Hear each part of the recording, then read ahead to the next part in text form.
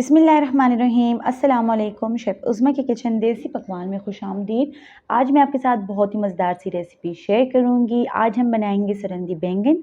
जैसा कि आप जानते हैं कि बैंगन ना तो बच्चे ज़्यादा शौक से खाते हैं ना ही बड़े, लेकिन हम इसको इतना ही मज़ेदार बनाएंगे और इतने यूनिक तरीके से बनाएंगे कि इसका टेस्ट बिल्कुल मछली की तरह होगा। लुक वाइज भी बहुत ही अच्छा लगेगा और खाने में टेस्ट भी अच्छा होगा। तो चलिए बनाना स्टार्ट करते हैं। यहाँ पर हमने सरंदी बैंगन ले लिए हैं। इनको हमने अच्छी तरह से वॉश कर लिया है।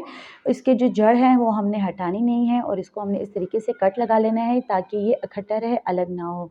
इसके बाद हम इसके ऊपर डालेंगे सिरका। 2 टेबल स्पून के बराबर हमने यहाँ पर सिरका लिया है। सिरके को हमने इसके ऊपर डाल देना है। यहाँ पर आप देख सकते हैं हमने हरी मिर्च भी ली है। हरी मिर्च को भी हमने कट्स लगा लिए हैं।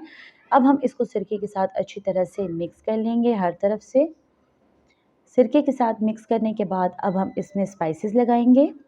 स्पाइसेस में हमने लाल मिर्च का पाउडर लिया है, हल्दी ली है, चिकन क्यूब लिया है, चाट मसाला लिया है, लहसुन पाउडर लिया है, कुटी हुई लाल मिर्च ली है, कुटा हुआ धनिया लिया है, कश्मीरी लाल मिर्च ली है और नमक लिया है। तमाम स्पाइसेस को हमने बेसन में डाल देना है। बेसन हमने यहाँ पर 5 टेबल स्पून लिया है।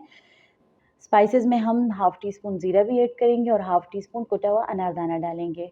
उसको हमने बेसन में शामिल कर देना है और अच्छी तरह से हम यहाँ पर बेसन के साथ तमाम इंग्रेडिएंट्स को मिक्स कर देंगे ताकि इसमें हर चीज़ यकजा हो जाए।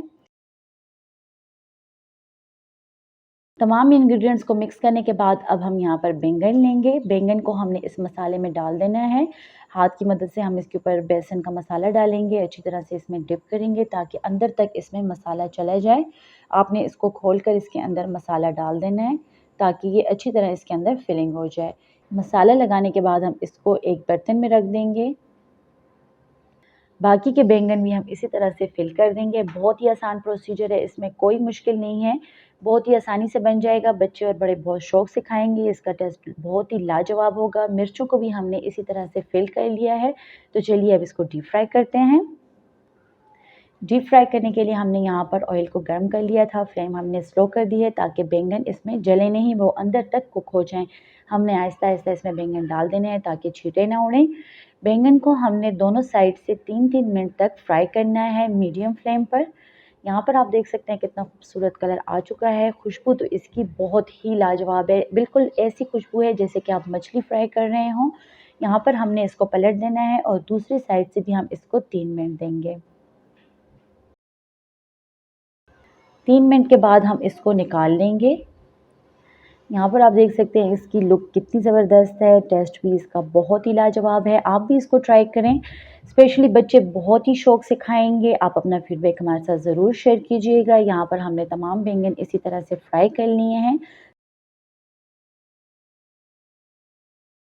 साथ में हमने हरी मिर्चें भी फ्राई कर ली हैं। तो आप यहाँ पर देख सकते हैं बहुत ही मज़ेदार क्रंची किस्म की हमने यहाँ पर हरी मिर्च फ्राई कर ली हैं। इसका टेस्ट बहुत ही लाजवाब है। उम्मीद करती हूँ आपको हमारी आज की रेसिपी पसंद आई होगी। मज़ीद हेल्दी और मज़ेदार रेसिपीज़ देखने के लिए हमारे यूट्यूब चैनल को सब्सक्राइब कर लें, फेसबुक पेज को लाइक कर लें और इंस्टाग्राम पर हमें फ़ॉलो करें। तो चलती हूँ, दुआ में याद रखिएगा। इंशाल्लाह फिर मुलाकात होगी आसान, मज़ेदार और हेल्दी रेसिपी के साथ। शुक्रिया। अल्लाह हाफ़िज़।